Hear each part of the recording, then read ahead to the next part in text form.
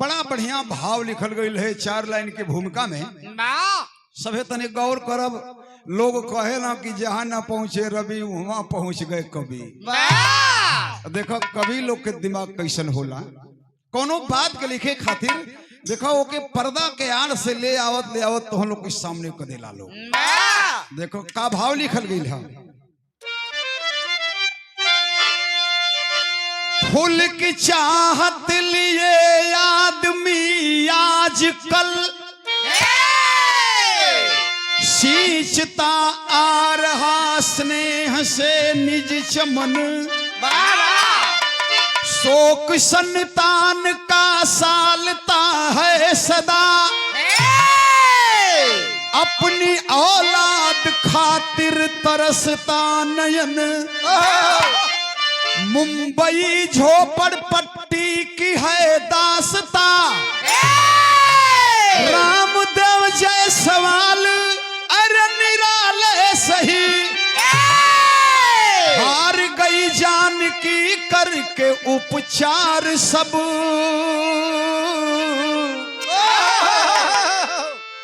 हो के लाचार एक दिन सजन से कही।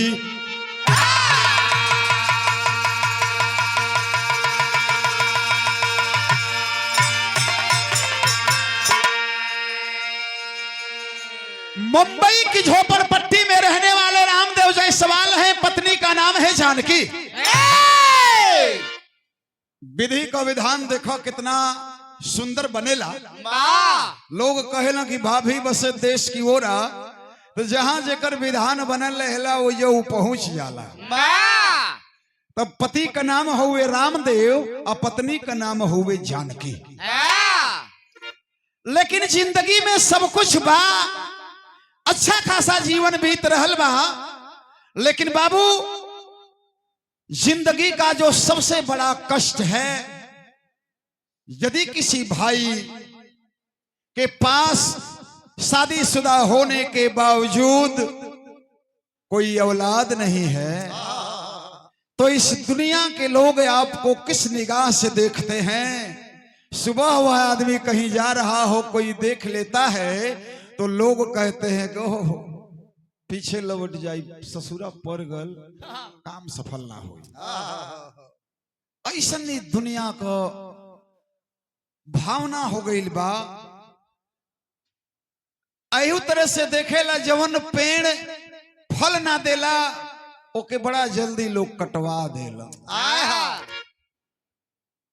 तो बाबू हो जिंदगी कभी वही हाल हो, शादी हो जाए, आज के युग में शादी हो जाए, 2-4 साल खाली बीते, कोनो बेटा बेटी ना होखे, तो अब ये बात का चर्चा धीरे धीरे घर परिवार में होखे लगी। कुछ होत जात ना हा, जनात है कुल धुरी अंडे है, आदमी बतियावे लगे हैं। हाँ कि नहीं जनात है कुछ ना हो जाए, अरे कहीं दिखावा सुनावा लो कोनो डॉक्टर उगडर के।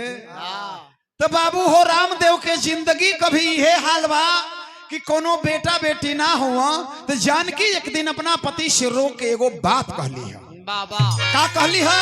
बिरहा में एगो गीत लगल है, थोड़ा सा आगे से और हो जाए मास्टर, और तो नहीं आगे।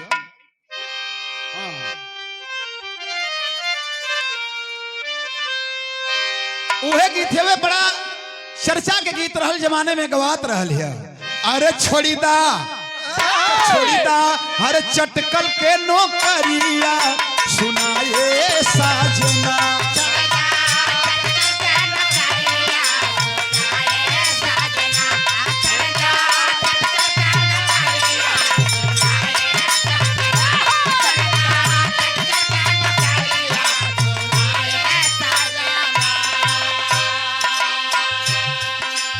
गीत हुए लेकिन बिरहा में भाव लिखल गई था। हमके कहे सब बझनिया स्वामी जी हमारे।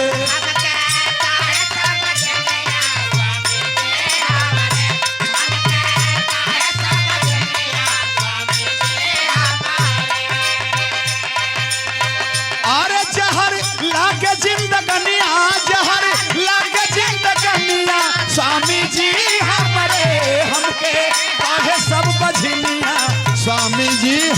हमारे।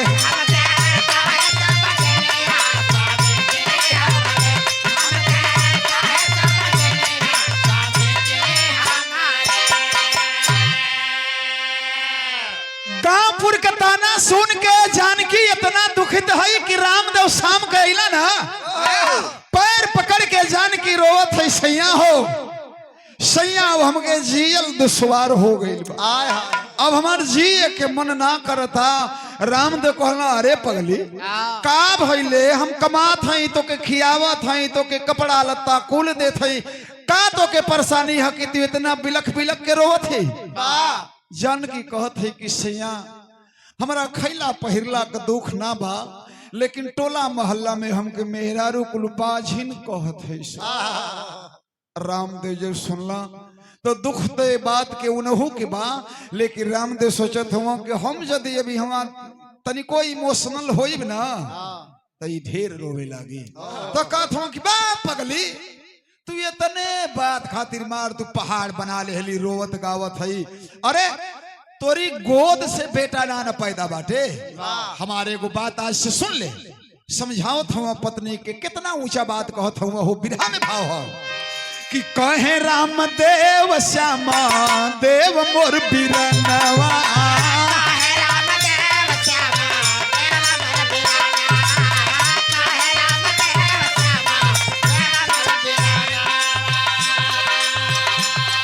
अरे उन्हीं के जनी है तू अपना ललनवा,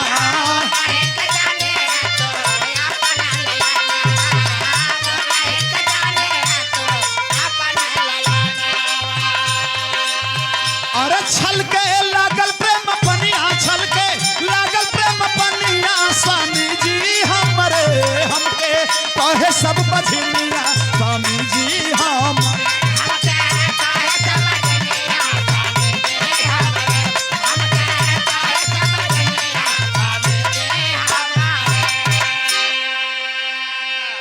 कहला कि पगली तू इतने बात खातिर रोवत हई तो रो मती। अरे दुनिया में बहुत लोगन के देखले ही जा जकरा बेटा बेटी ना होला ना, दूसरा की बेटा बेटी के गोद ले लेला, तो हमनी के गोदो लेहला का जरूरत ना है। अरे हमारे जो छोटका भाई श्याम देव हो, अब ही तो छोटे ना हो, देखत है ओकर 8-10 साल का उम्र है, तो वही के तू गोद ले ले आ वही के बेटा मान ले, वही के बेटा मतलब पढ़ावल जाई, लिखावल जाई, खियावल जाई, पियावल जाई, तो हमनी के वो बाप महतारी जानी।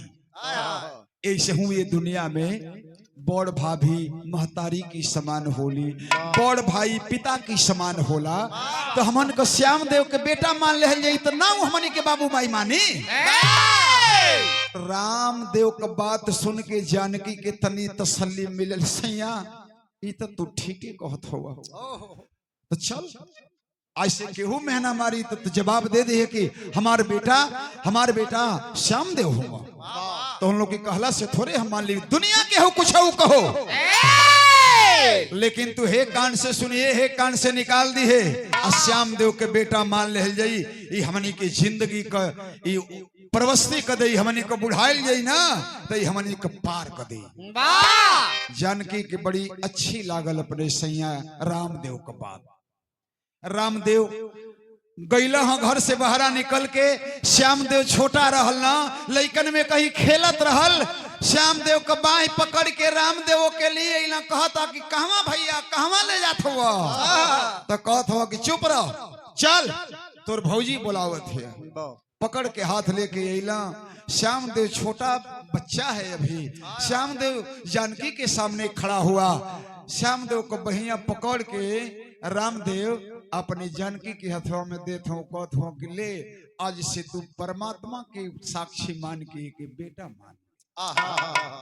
जानकी जब अपने देवर का हाथ अपने हाथ में रखली ना, बिरहा में एगो कारुणिक गीत लिखल गई है, फिल्म के गीत हुए हो।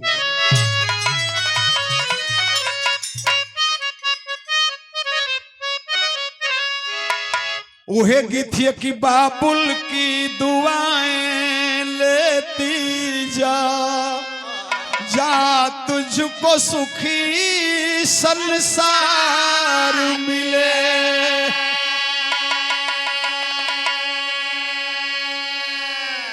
भाई की कलाई को भाई नारी के हाथ में थमा दिया।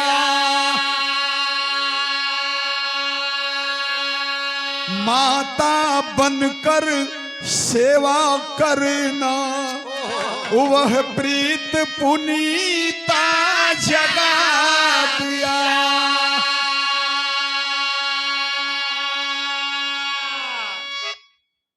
बहिया अपना पत्नी के हाथ में देत हुआ कहत हुआ कि एक बेटा मान ले जाओ हमने के जीवन पार हो जाए। भैया या भौजी की बतिया के वो छोटका श्याम देव सुनता तो कहता कि भैया का कहत हुआ अब भौजी का कहत है ओकरा का बुझात बाटे। लेकिन 10 साल के बाटे तो इतनो मन बूझत न बा। भैया को बतिया सुनत भौजी को बतिया सुनत। वह श्याम देव छोटा बालक हर बोला भाई भौजाई से जिस स्नेह सलिल से आपस से अरे कभी मिला न बाबू माई। बचपन में मरे माँ बाप मेरे तकदीर मुझे क्या दगा दिया।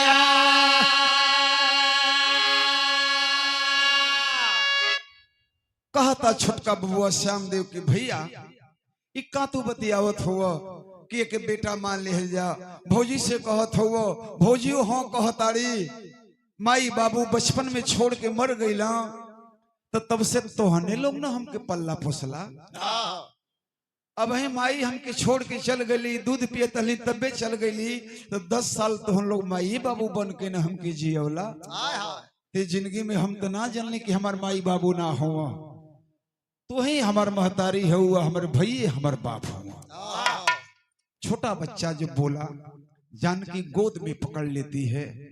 रामदेव को करेजा सिहर गई करेजा से लगाए कि रोवे लगल कहला बाबू तू हमने की जिंदगी के आधार हुआ। भाव लिखल गई है उहे गीत हुए एगो गीत का तर्ज लागल है।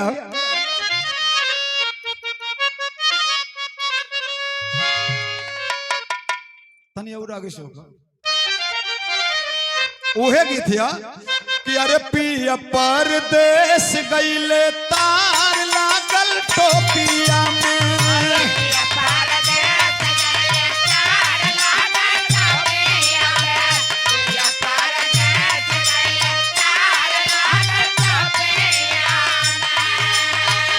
तार लागल टोपिया में तार लागल टोपिया में तार लागल टोपिया में तार लागल टोपिया में।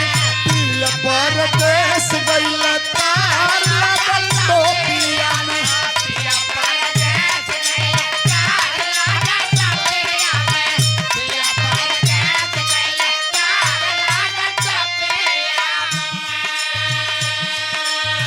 लेकिन ओके श्याम देव के बेटा मान के पालत पोसत हुआ लोग जिंदगी का समय बीत रहा है।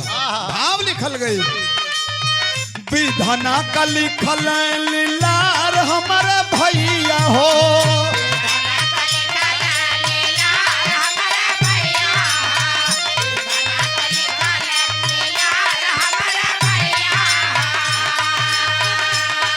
अरे श्याम देव पड़ल बीमार हमारे भैया हो।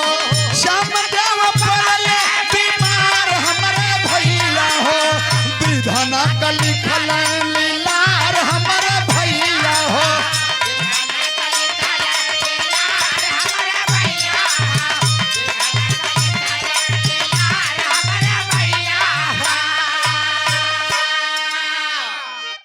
बाबू हो विधि के विधान के केहू जानेला केहू न जानेला। ओके परमात्मा जानेला कि हमरा तोहरा जिंदगी में कब का होखे वाला बा। एक संत महापुरुष लोग भी ना जान पौलो तो हमन के तो इंसान ही जा हमने का कहा जानल जाओ कि परमात्मा हमने खातिर का लिखले बना। यहाँ से चलल आदमी जात बाटे आ घरवा से बहरवा चौराहा पर जाता तो एक्सीडेंट हो जाता, खत्म हो जाता। तो सब विधि को विधान है, वही में हमन को सभी दुनिया अझुराई है। तो देखो बाबू जिंदगी के समय बीतत है, श्याम देव बीमार पड़ गई हो। श्याम देव जो बीमार पड़ल हो, बम्बा माई जन बम्बई के हई वही बम्बा माई से जानकी मनौती मानत हई। सुई दवाई तो होत है लेकिन मनौती मानत है। मेहरारू बड़ा करुण हृदय को होली, कुल चीज होला लेकिन देवी देवता के तुरंते मनावे लगे है। हे फलाना बाबा चाहे हे फलाना माई, हमार बबुआ नहीं खुजाई, हमार परिवार नहीं खुजाई तो हम तो हर पूजा करब भाई लगा। तो देखा जानकी मनौती मानत है कि हे बम्बा माई हमरे बाबू के ठीक कर दो, हमरे देवर बबुआ के ठीक कर दो। आ तो से भीख मांगत हैं। इस संसार में हम बड़ा ताना महना सुन ले हैं, कबो तो से ही बात ना कहले तो हो सके संभव होई तो बम्बा माई हमरो पेट से हमरो गोद से कोनो बेटा बेटी एगो दे दे तो इस संसार में हम पंच बरोबर हो जाते। बम्बा माई से हृदय से मनौती मन लिहा, एकदम दिल द्रवित हो गई है। मनौती माने वक्त रोवत है या कहली बम्बा माई दुनिया को सुन ले हो हमरो सुन लिहा। तो फूलवा लगल भैली फलवा के आशा,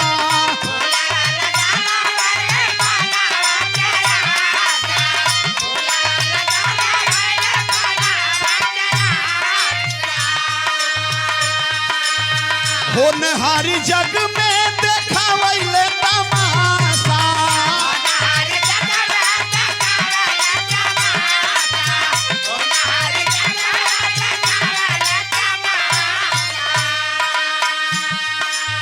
मन ली जानकी देवी बम्बा माई से मनवती, अरे माई से मनवती। श्याम देव पड़ल बीमार हमारा भैया हो,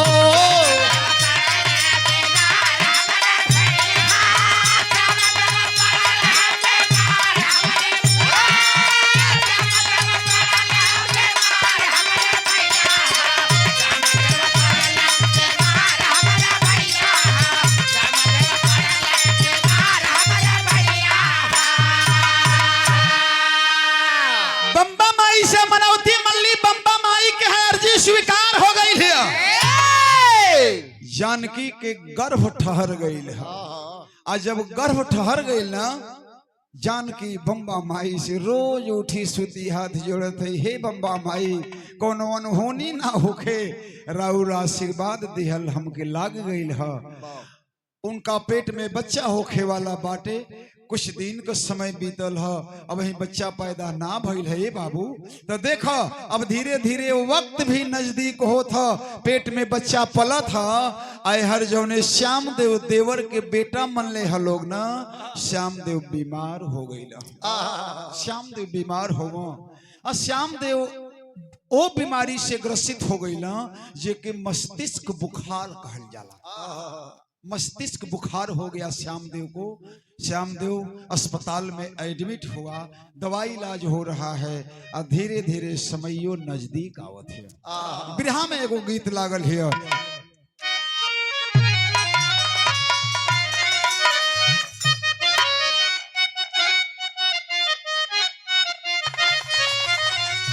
उहे गीत है कि सैया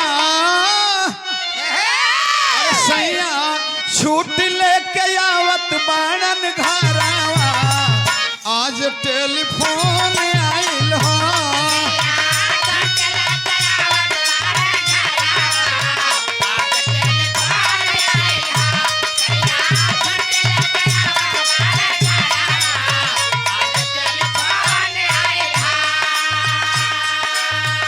लेकिन कितनी बढ़िया बात हमारे कवि लिखत हुआ, देखा चंदा के लागल गरहना,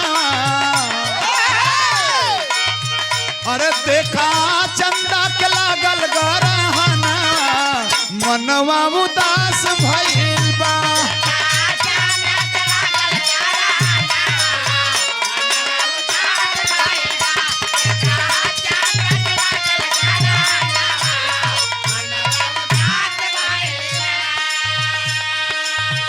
श्याम देव मस्तिष्क का ज्वर से लाचार हो।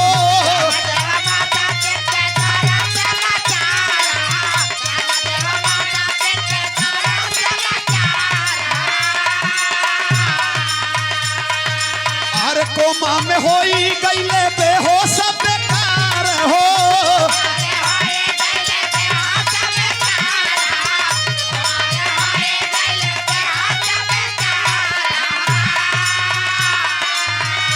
हवार जानकी का जाना मल्ला लाना, अरे हवार जानकी का जाना मल्ला लाना, अरे मनवा उदास भइल बा।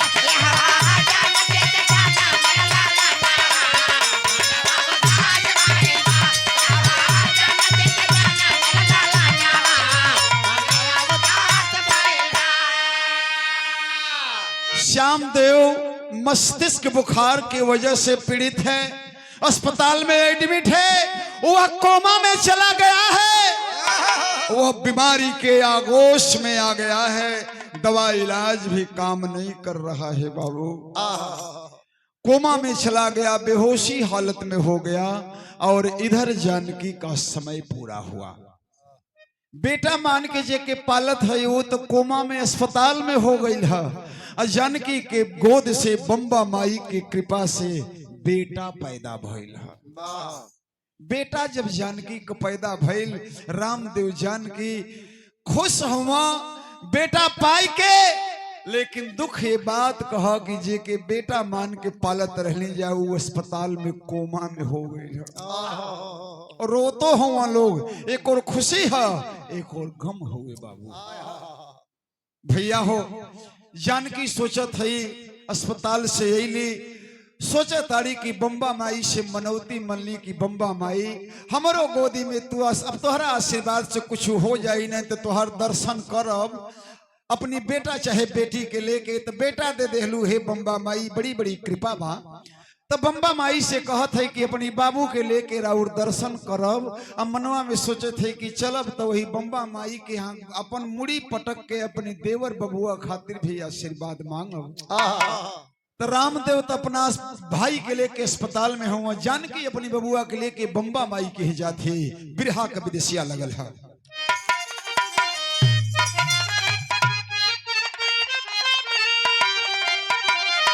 हर ये कवर घर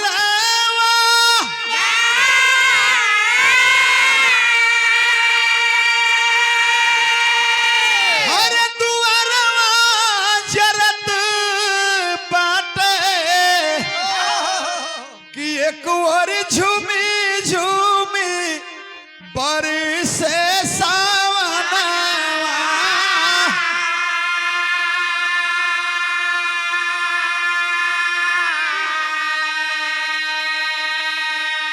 देवी दर्शन बदे गैल जब जानकी हो,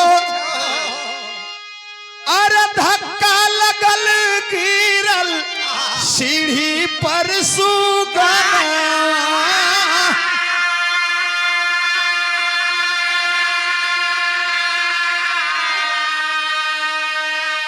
धाई उठाई बेकलाई अस्पताल गईली, काल बिकराल मार हानि हानि बना।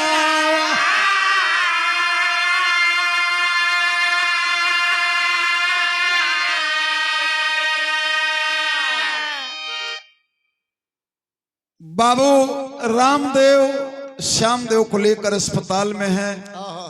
जानकी अपने बेटा को लेकर बम्बा माई के दर्शन के लिए जाती है। सीढ़ियों से जाना होता है, ऊपर चढ़ाई है, दर्शन के लिए बाबू को लेकर के गोद में जा रही है। इधर से वो ऊंचाई पर चढ़ रही है, उधर से आने वाले लोगों की भी भीड़ है। किसी व्यक्ति के द्वारा जानकी के शरीर में थोड़ा धक्का लग गया। मासूम बच्चा है, गोद में ली है और बैलेंस बिगड़ गया उस जानकी का। छोटा मासूम बेटा उसके हाथ से छूट जाता है। पक्की सीढ़ी है, छोट बच्चा 10 दिन का लड़का बाटे, 15 दिन का लड़का बा, कौन तैदाद है। बाबू हो बच्चा जब छूट गया माँ है, बेटे का दर्द देखा नहीं गया। दौड़ करके वह माँ अपने बेटे को गोद में उठा लेती है। सर फूट गया है, कई जगह से खून बह रहे हैं। अपने बाबू को अपने आंचल से सहला रही है, पोंछ रही है। सोचती है मेरा बाबू ऐसे ठीक नहीं होगा, अस्पताल इसे लेकर जाना पड़ेगा।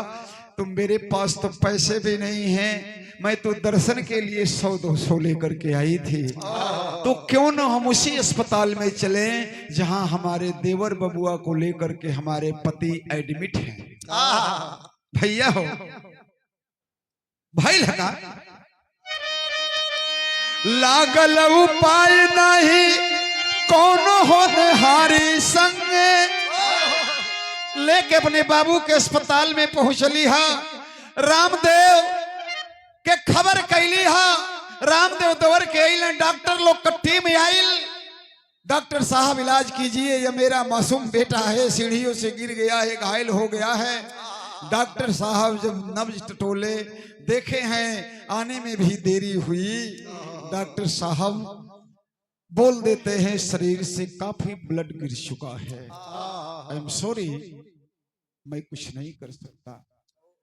डॉक्टर की बात को पति पत्नी समझ गए। डॉक्टर के सामने उसे सुला देते हैं। डॉक्टर साहब कुछ तो कीजिए।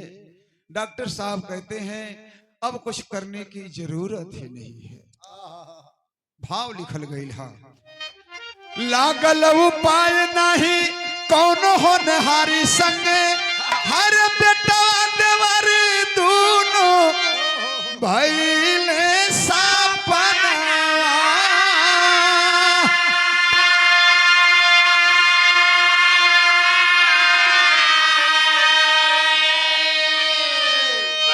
डॉक्टर साहब एम सॉरी बोल दिए, ये बच्चा मर चुका है।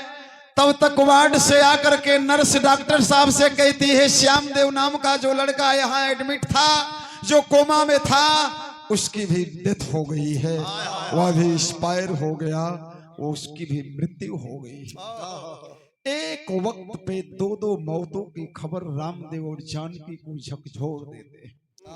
बेटा भी मर गया और भाई भी मर गया। रामदेव जानकी सर पटक पटक करके चिल्ला चिल्ला करके रो रहे हैं, परमात्मा क्यों जिंदा रखा है हम लोगों को?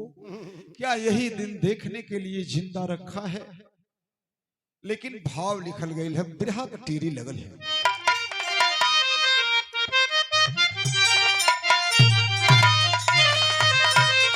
कहा था लोग कि समैया क्यों बिगाड़े विधना, अरे बिन पतवार भंवर में ना जाइबे बस नैया, यार हो नैया, यार हो नैया। बिन पतवार भंवर में नाचे बेबस नैया, समैया क्यों बिगाड़े विधना। लेकिन वहां तो देखिए 2-2 मौतों की खबर झकझोर करके रख देती है। कहानी में एक नया मोड़ आता है। जिस व्यक्ति से लगा था धक्का शंकर अग्रवाल सही, अस्पताल में भी पहुंचे ले मानवता का ख्याल सही। हुआ द्रवित दिल दृश्य देखकर कसूर अपना कह न सके, पूर्ण पता लिख घर आए वो व्यथित वेदना सह न सके। अविरल आंसू बहते जाते भारी पश्चाताप हुआ, कारण पूछी सुषमा देवी कहें कि मुझसे पाप हुआ।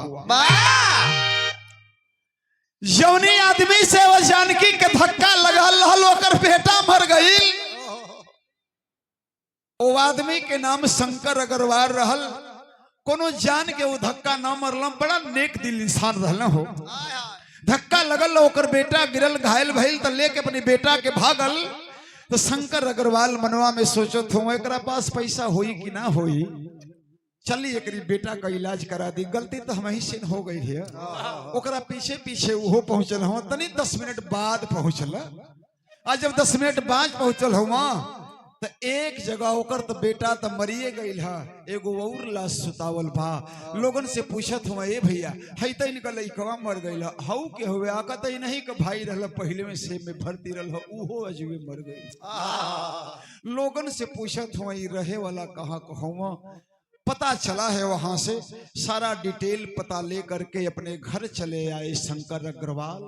वो अभी बम्बा माई के दर्शन हेतु गए थे। घरे अल हाँ बड़ा उदास बैठल हूँ शंकर। मनवा में यही खाली आवत है कि काश हमसे धक्का ना लगल रही तो ओकर बेटा आज नान मर रही।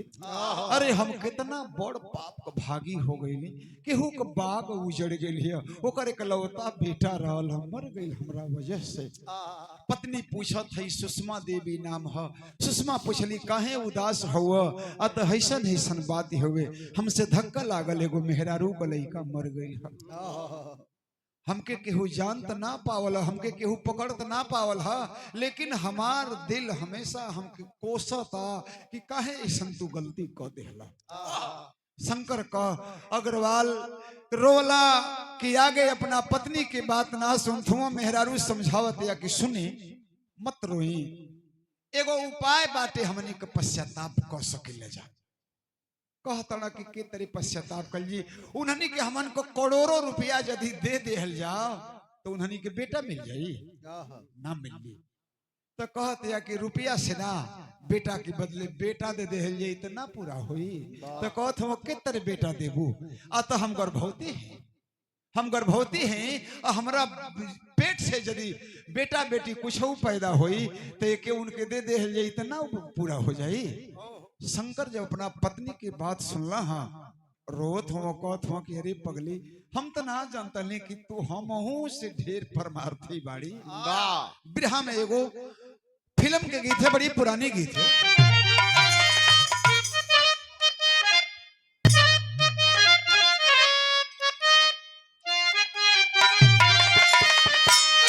वह गीत है कि झिलमिल सितारों का, झिलमिल सितारों का आंगन होगा, रिम झिम बरसता सावन होगा।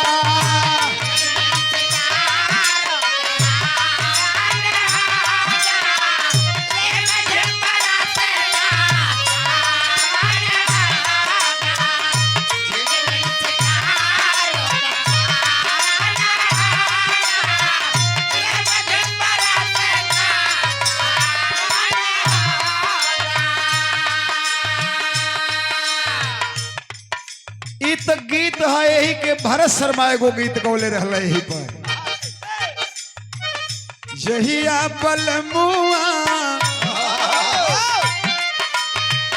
जहिया बलमुआ घूंघटवा उठाई, अरे जहिया बलमुआ घूंघटवा उठाई, कोई नहीं रोकी जहिया हो जाई विदाई।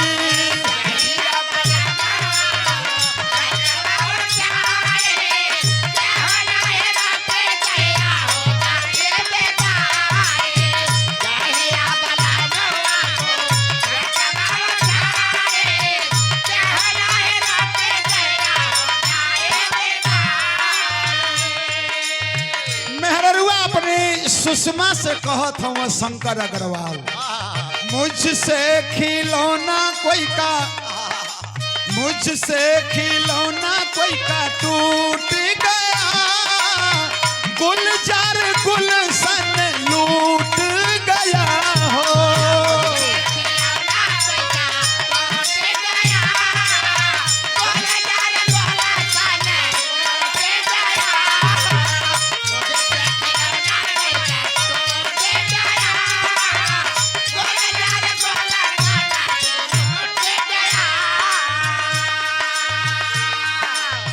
देवी का प्रसाद घर गोदी में लाल पाऊंगा, अरे बन के वसुदेव उसे गोकुल पहुंचाऊंगा।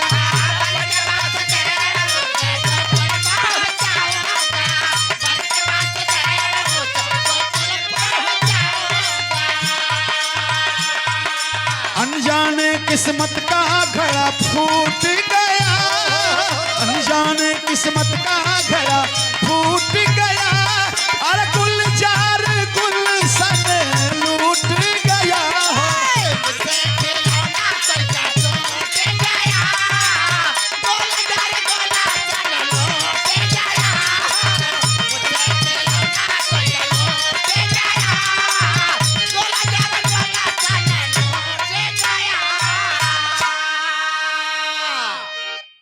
समय वक्त आइल शंकर अग्रवाल की पत्नी सुषमा को बेटा पैदा भइल है।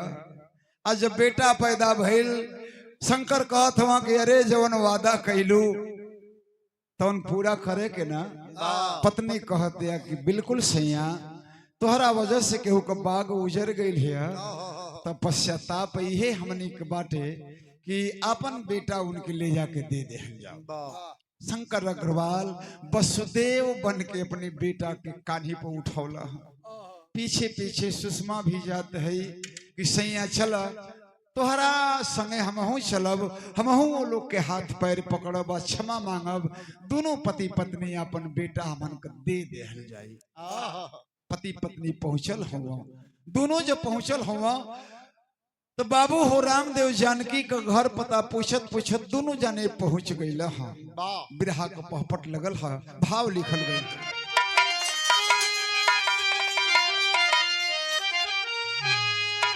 बोल शंकर आसु भरल नयनवा मनवा मानना, बोल शंकर आसु भरल नयनवा मनवा मानना। अरे भैया हमके दे दा क्षमा नयनवा मनवा मानना।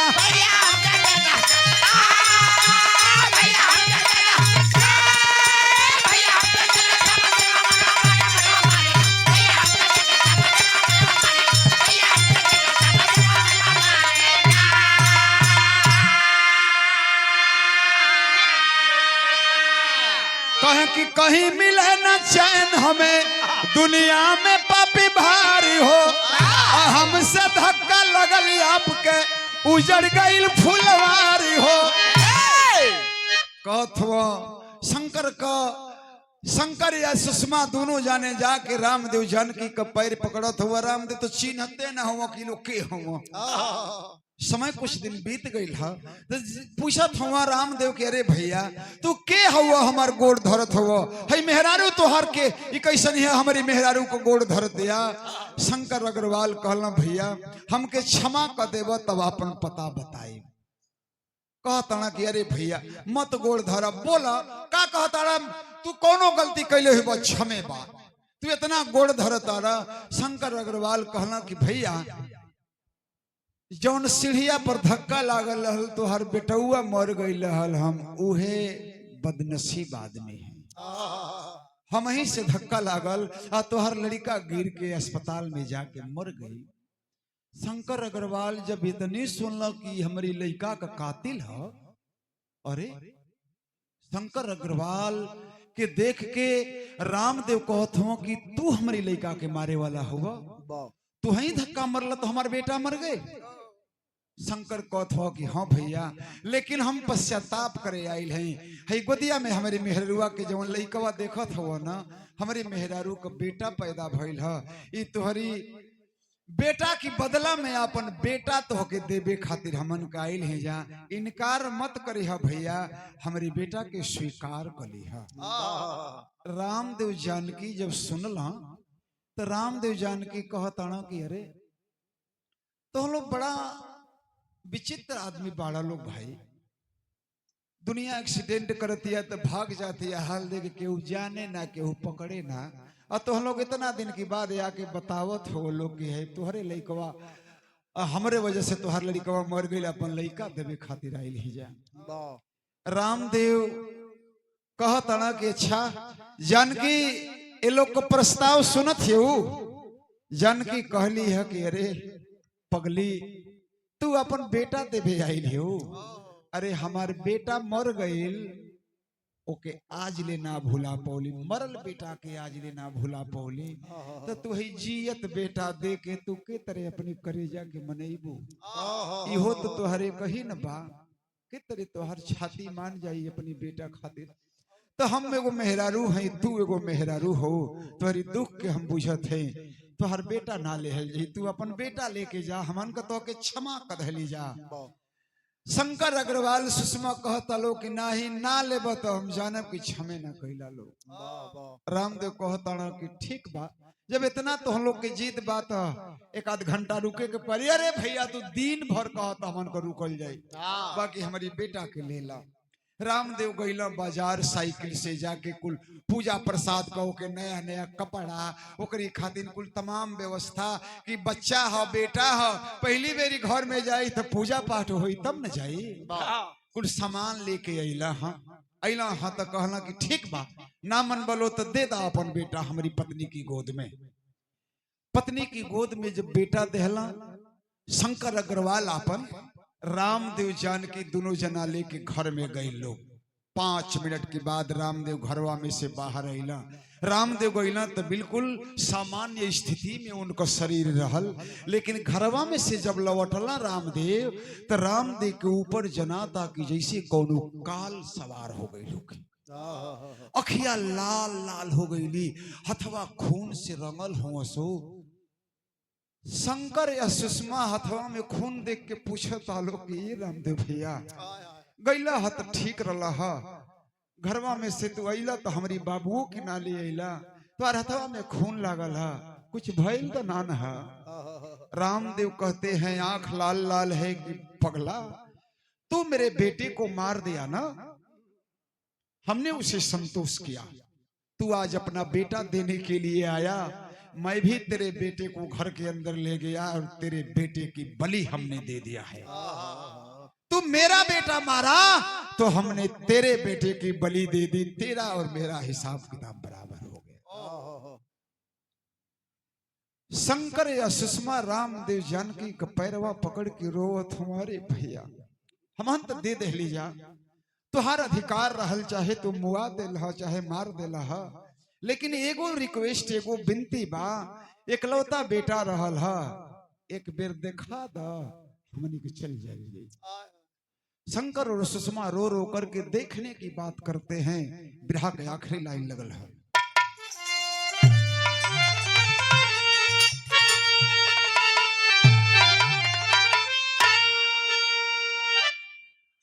कहला कि कैसे अलर फूला पर चलवला छुड़िया, हमारी लाल का सूरतिया देखा दा बुढ़िया।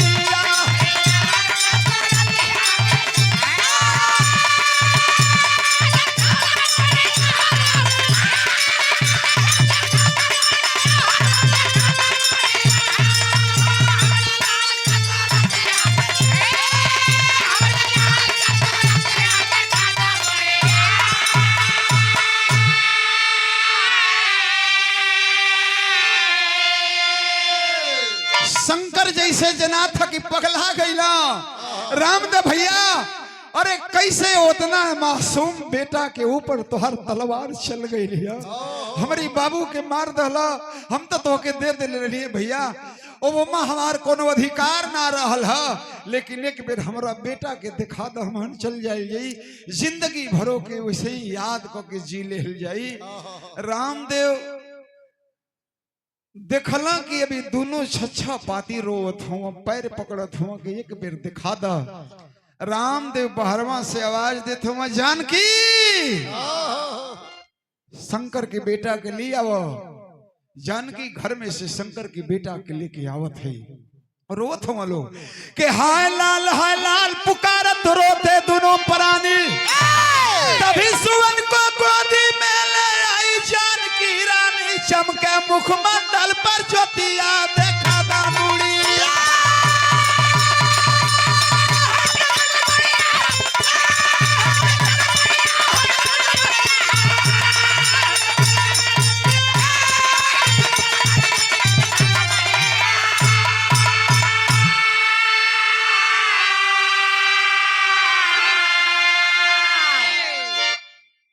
जानकी उनकी बेटा के गोदी में लेके आवत है, घर में हार बाटे, नया नया कपड़ा पहन ले बा, मासूम बच्चा हो, ओहर से हंसत मुस्कियात खेलत आवत था। रामदेव देखला कि हमार बेटा जानकी की गोद में खेलता था, दौड़ के जाके मार चूमत चाटत हुआ। औलाद का मोह कितना बड़ होला हो। रामदेव जानकी दोनों जाने जाके अपने बाबू के मार चुमत चाटत हुआ। ए रामदेव भैया तू तो कहत हला कि तुहरी लइकवा के हम काट दे हले, हमार बाबू तो ठीक हुए, रामदेव कहत हुआ कि अरे पगला, इतना निर्दयी हम थोड़े बाणे, हम हूँ इंसान हैं। जैसे तुहार औलाद हमके दे देहला तो वो हमार औलाद हो गई है, तो हम कटली है तोहरी बेटा के नाते। ये रामदेव भैया आई खूनवा कुल कैसे लागल है बाबा। रामदेव कहत हुआ कि तोहके बेटा का दर्द महसूस करावे खातिर इ नाटक कैले हैं। का कहत हुआ? लहू मिलाया था बकरे का रामदेव बतलाए, पुत्र मरण की पीड़ा का तुझको एहसास कराए। कहत हुआ कि हम खुनवा जब लागल ना, चीक के यहाँ गईली हाँ तो करी के यहाँ से बकरा को खून लिए बोतल में, झोरवा में धो के लिए हाँ। तू खुनवा ना देखले रहता तो हम कहते कि तुम्हारी बेटा के मार देली तो तू विश्वास न करता। तो हम बकरा का खून ले आई ले हाँ, आ तो के एहसास करावे खातिर कि एगो बेटा का दर्द का होला। अरे जैसे आज तो हम लोग तड़पत रहा 10 मिनट ना, वैसे ही आज ले हमहन के तड़पत ही जा। ओके जब याद करी ना जाना तो हमने को करे जा शहर जाला कि हमने की जिंदगी में ही बाबू रही तो हमनियों को बड़ा खुशहाल रहती जा। रामदेव जानकी गोद में लिए हुए हैं बच्चे को। शंकर और सुषमा देख करके प्रसन्नचित हो गए कि रामदेव भैया मेरे बेटे का ध्यान रखना, हम दोनों पति पत्नी जा रहे हैं, आज के बाद हम लोग कभी यहाँ नहीं आएंगे कि ये हमारा बेटा है। रामदेव कहत हो गए अरे पगला, इतना हो जाके कहाँ जात हुआ? अरे अब ले तुहरी पास रहल तो तुहार लड़का रहल ना, तो तोहरो लड़का है, हमारी लगी आ गई तो हमरो लड़का है, तो दूसर न तोहरे बेटा बेटी बा आ न दूसर हमरे बेटा बेटी बाटे। तो कहे ना हमान का चारों जाना है कि अपन बेटा मान ले जा। एक आदमी की लगी रही तो एक ही आदमी को न संपत्ति ले थी, तो हमान चारों आदमी कई दुगो एक महतारी रही, हमान को दोनों जाना एक बाप रह जाए। इतना बड़ा त्याग देखे दोनों लोग वहां इस बात से राजी होते हैं बाबू, और चारों लोगों के बीच में वही एक संतान रहा, जिस संतान को देख करके अपनी जिंदगी लोग बिता रहे हैं। आखिरी लाइन, गुरु बिहारी गुरु गए,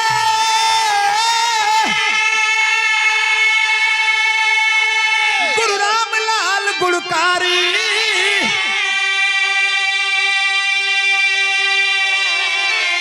स्वर्ग बसा चंद्रिका कवि,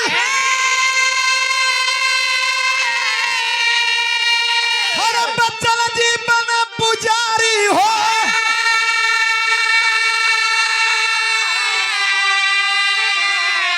समैया क्यों बिगाड़ विधना, तो पंचदा रामा कवि के सदगुरु